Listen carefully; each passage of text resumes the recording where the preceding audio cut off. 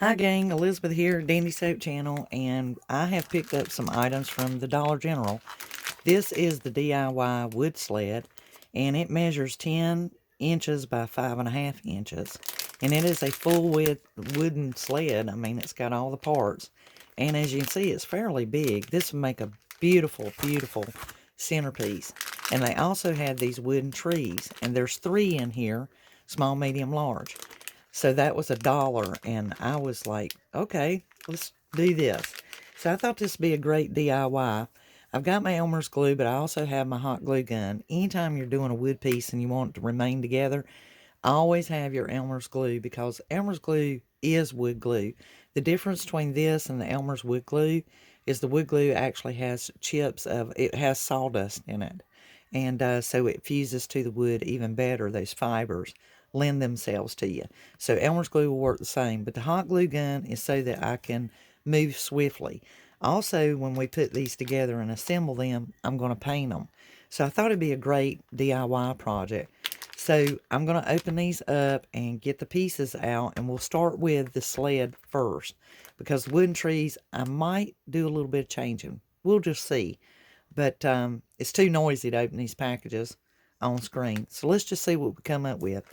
However, before we get started, you might want to think about some of the greenery you have, a candle, or anything that you might want to adorn or dress this sled up. Then again, you may want to put this in some kind of wintry scenery. Maybe you have some reindeer or something and you want to put the sled with them. So let's get started. So I've gotten the sled out, and as you can see, there are 5 parts. And this is really, really self-explanatory. It truly is, because basically this is going to be your front board or your foot board. This larger piece is going to be your back board. And this center is actually going to be the sled's bottom. And it will elongatedly fit in there. Might want to paint the parts. And that's what I'm going to do. I'm going to paint it, then we'll assemble it. Fairly big, and it's really nice. I mean, the cut and the wood is truly solid, and it's really, really a nice sled. Gang, the thing that I wanted to add is, just like with any kind of paint sampling, say you're going to paint your house, you can take and put out a strap of those, of each color that you have in mind, and kind of wager them against what your project is and make a decision easier by being able to see what they look like when they dry. So you can kind of see the difference in the colors. You can also do what I did here, kind of hit over top of this antique gold to see how well it would blend with your other color that you might have in mind. And that will give you an idea of which way to go on deciding on colors, just like with anything else. It's test them and sample them. The great thing about this is, one, if you don't like the color, you can change it. And number two, in later years, let's say you wanted to give it an update or fresh coat, because it's wood, you can easily go right back over it as long as you're using any kind of what we call crafter's paint. So that makes it unique and makes it easy for us to make changes to it. If we don't like it, well, we can switch gears and do something else. And if we do like it, later on we'll be able to also update it. What I'm fixing to do right now is I'm going to put a base coat on the actual largest pieces in the center, which is the biggest part, is the sled. And then these outer pieces I'll be able to trim up to make them look more metal or whichever I like. Okay guys, I decided on the Tuscan Red and a wider brush. This is actually a number 12, and it's got a sharp chisel. It's a new brush, and I'm using a wide brush because I want to make these sharp so I don't have to go back and clean up so much. Now, the reason why a lot of people struggle with this, in my opinion, is because they can't determine, where do I start and where do I stop? You know, how far up do I go on this? What do I do? Well, that's when you're working at it, before you even start on it, kind of look at it for a moment. Just give yourself a chance and look at the piece that you're getting ready to paint and figure it in your mind. Like, consider how it would look if you saw it in a photograph. And if you need to, Google is a great place to look up images. At it, see what, if that was your true inspiration, what inspired you to even want that object. Was it something that you saw in a photograph or a picture that you really liked and you thought, I would like to have one of those for my own? And then go by that inspiration, whatever inspired you, you know, because when you looked at that inspirational piece, your mind already figured right then what you liked about it, what you didn't like about it, what you would change, what you would make different if you have one of your own. As you can see, that sharp chisel, you can actually see when I put my brush down that I'm on top of that chisel. But if I lay that brush down, it gives a smooth stroke and it will just cut in just as pretty as you please. And now for me, I'm kind of guesstimating where I think the back of that sleigh would come to. Where would it be, and where would that piece start and stop? So if I were looking at it in real life, if the sled was sitting here in front of me, and I tell people all the time, the best way to paint is imagine it in your mind. If you're painting a tree, if you're painting whatever you're painting, imagine it in your mind. Now I know that that sled's going to come all the way back here because it wants to cover up those axles or the connector right here that's putting it together. And the rest of that is going to be the sleigh pieces, the pieces that buckle that sleigh on. So I can round this if I want to. I can square it if I want to.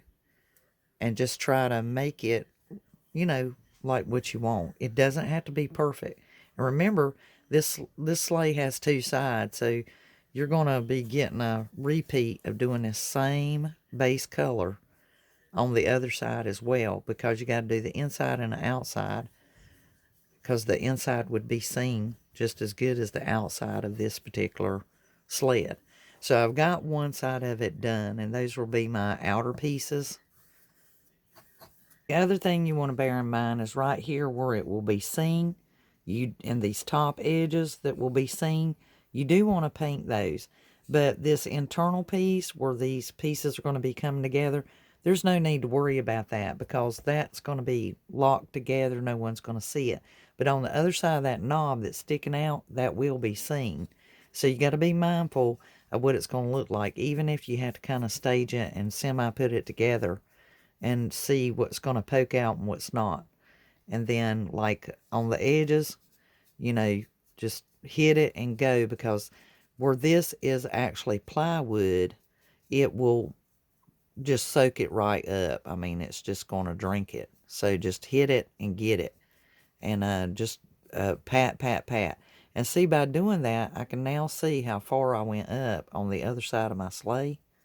And I can just meet it up to it. And that way it looks even, Steven. So see, that's going to hit right in there. And so you can, since you're going to be painting that board, you'll be able to paint that all the way around. Now take care of it. So just keep going. We'll eventually get them coated. All right, guys, I've got my base coat on my sleigh, and I've done both sides. And as you can see, I've done the edging too, where I know it will show. And that's important that you pay attention to that. Also, give it time to dry. Chalk paint will soak right up. This wood will soak it right up. But there will still be like some damper areas. Maybe when you first hit your brush down or something. It's little, so if you take your brush and you kind of dab at it, sometimes you actually have to add some paint.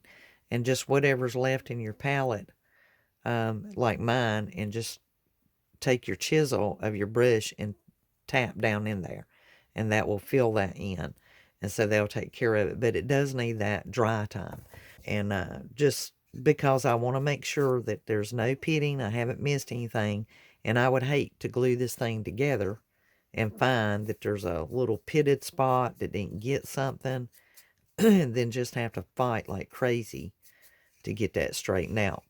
Before I glue it together, I am going to put some wax on this. This is a chalk paint, but I am going to use this Waverly wax. It's clear, and you basically just put it on and wipe it off, and it truly is a very creamy wax, as you can see in here. It's really creamy, and you can actually rub that on with a towel. You don't even have to swipe it on with a brush, but you can use a brush if you want to. This and these loops.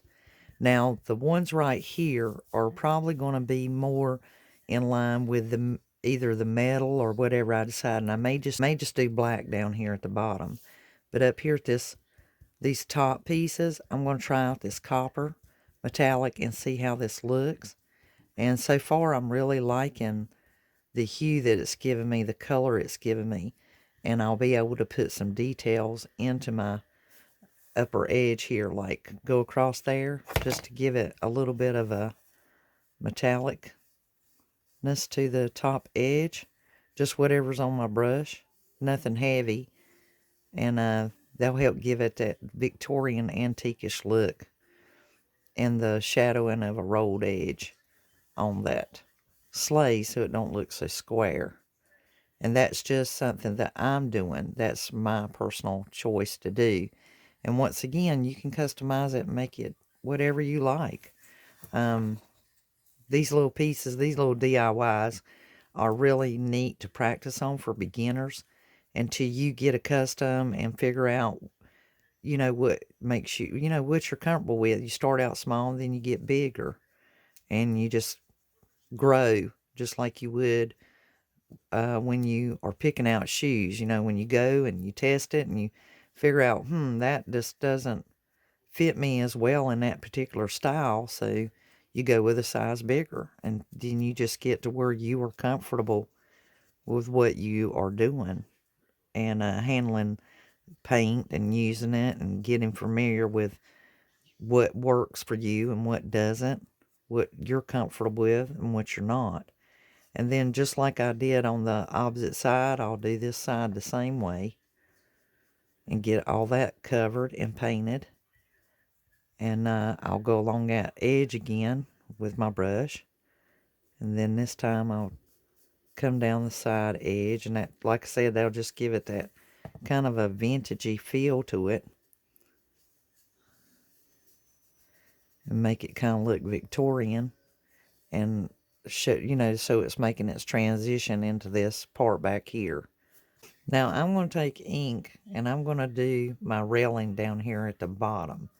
And my brush is still dirty from doing the antique metallic copper up there. And so I'm not really concerned about that because the black is pretty thorough and it will cover. So even if I cleaned my brush, it would be the same thing, and it may actually pick up some of that metallic in there, which is fine with me. So now I'm going to take a little bit of that silver I was talking about, and I'm just going to see how well I can fare on this black. I'm going to take and swipe most of it from out of my brush and just see how it will look if I just kind of hit this bottom edge of my sleigh. I'm not trying to be perfect. I'm just only doing that bottom piece. Just a little bit down there. Just kind of almost like it's been in the snow. Just kind of do that. I'll do the other side the same way. That way, if I'm gluing this together, it's not going to matter which side I use. It's not even, no, neither is snow. It's just not even. I just want a little bit to go along that edge, just for a little bit of difference. And that's starting to look pretty good. That little spot of black that's right there, I got two options. I can either touch it right there with the Tuscan red, leave it as it is for natural perfection. But the second choice, you can take and get that a little bit wet. And you can actually take a paper towel and it will come off. See, I'm just taking a little bit of water on my brush and getting it wet.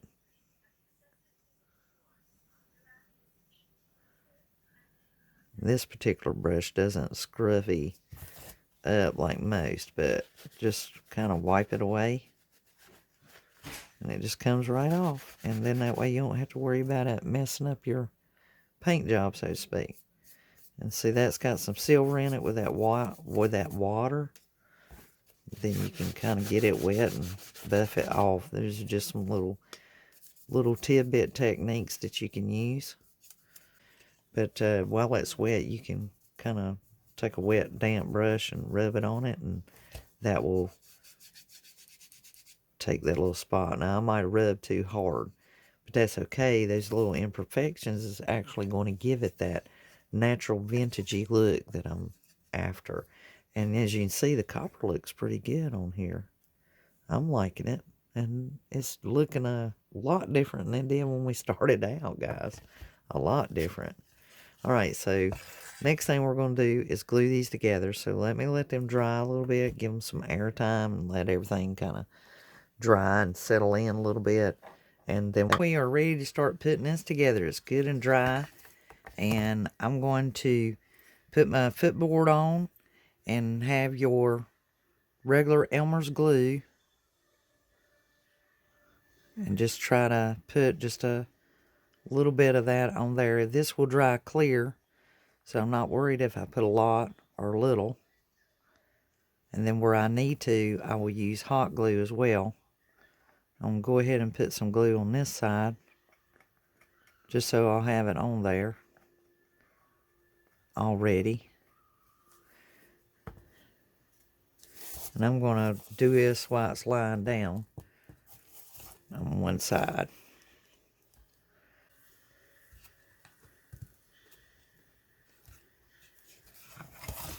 And then the back. And remember to look at your pieces so that you make sure that the piece you're wanting to show is the side that's going to be showing, and not vice versa. Now we can put the other side on.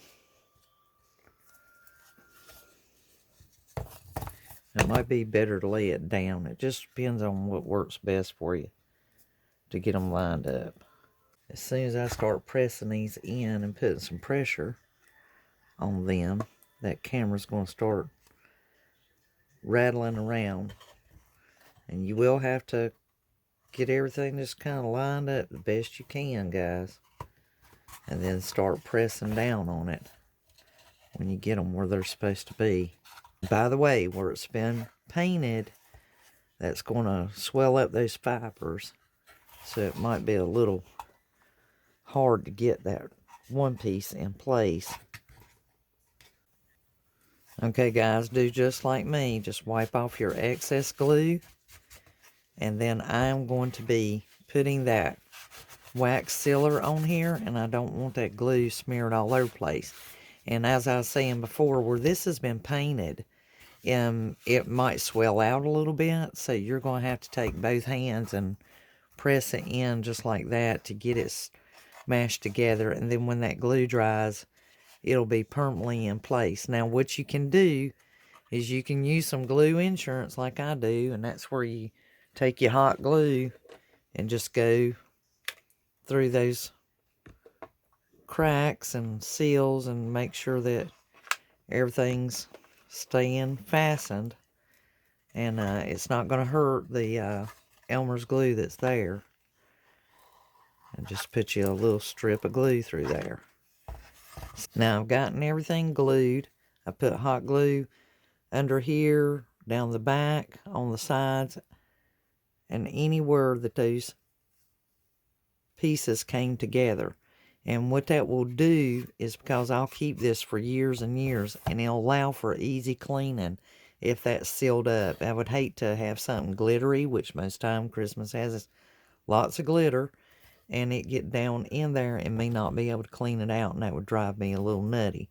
So that way, if I seal that off, I can easily make sure that nothing's going to slide down through the crack or get in there that I can't get it clean and looking decent.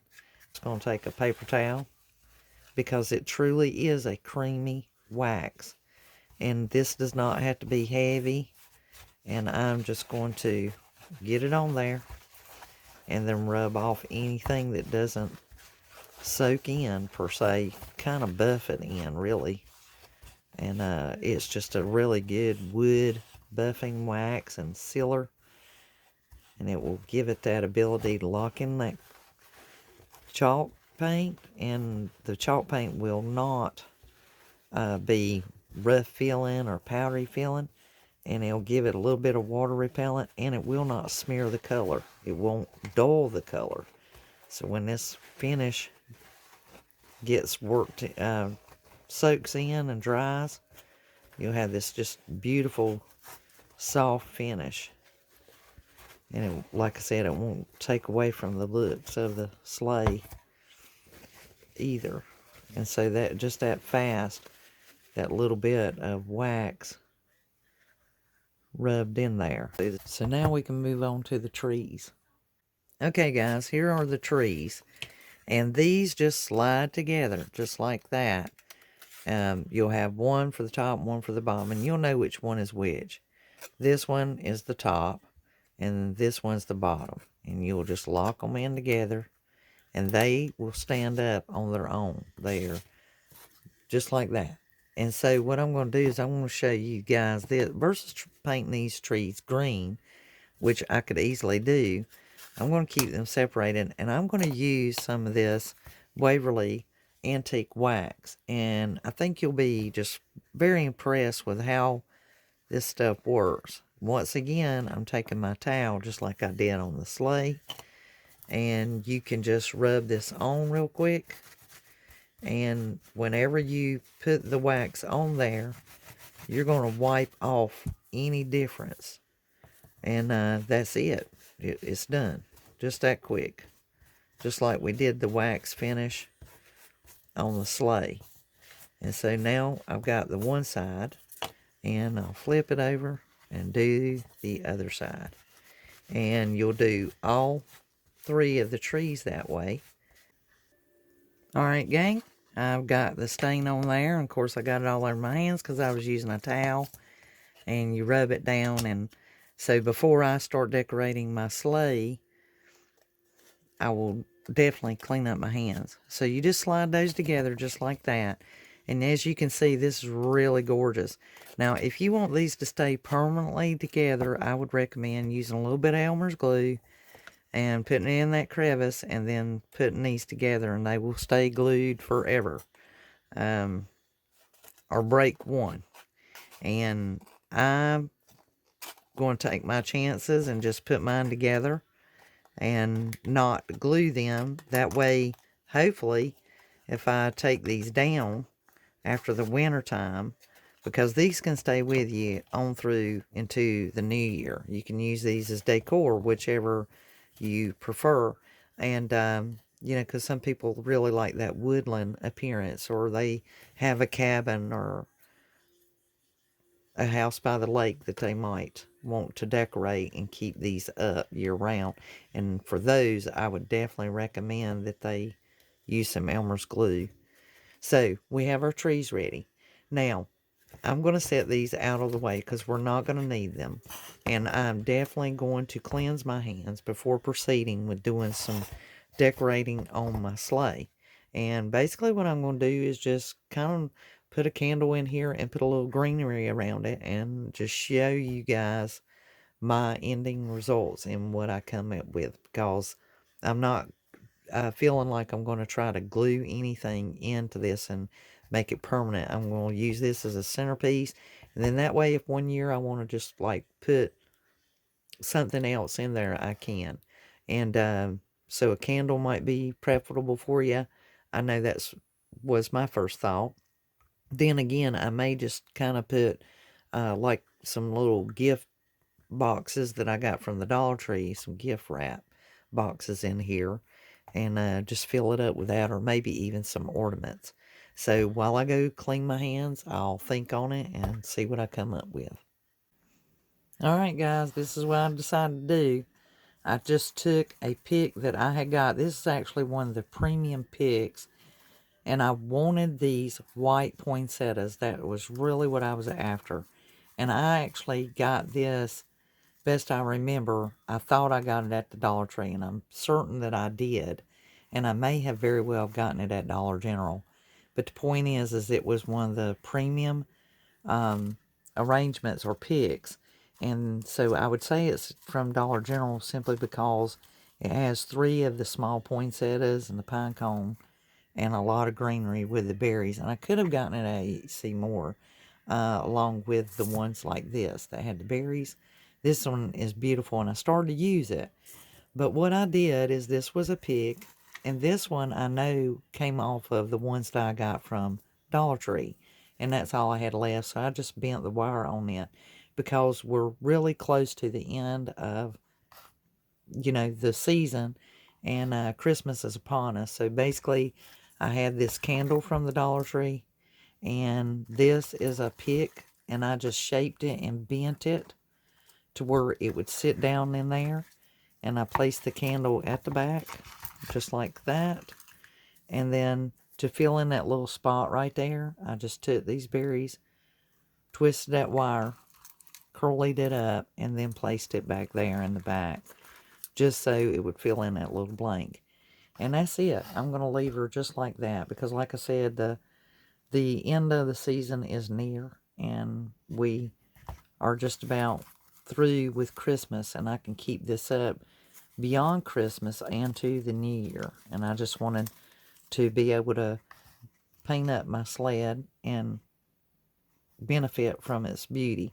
And then right here, we have the trees that we did, and they are just awesome, and I will probably keep those up into the new year as well.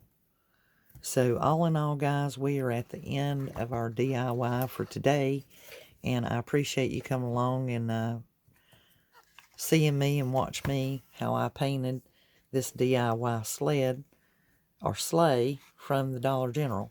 And perhaps you've been able to pick one up of your own, and now you will brave it and try it out for yourself. And so if you like this, please give me a thumbs up. Hit that like button. I sure appreciate it. It helps me to get ranked. If you haven't subscribed to the channel already, I certainly hope this persuades you to. Share it on all social medias. And if you do this DIY or any of the other DIYs from my videos, please tag me on Instagram and let me know, so I'll go over and check it out.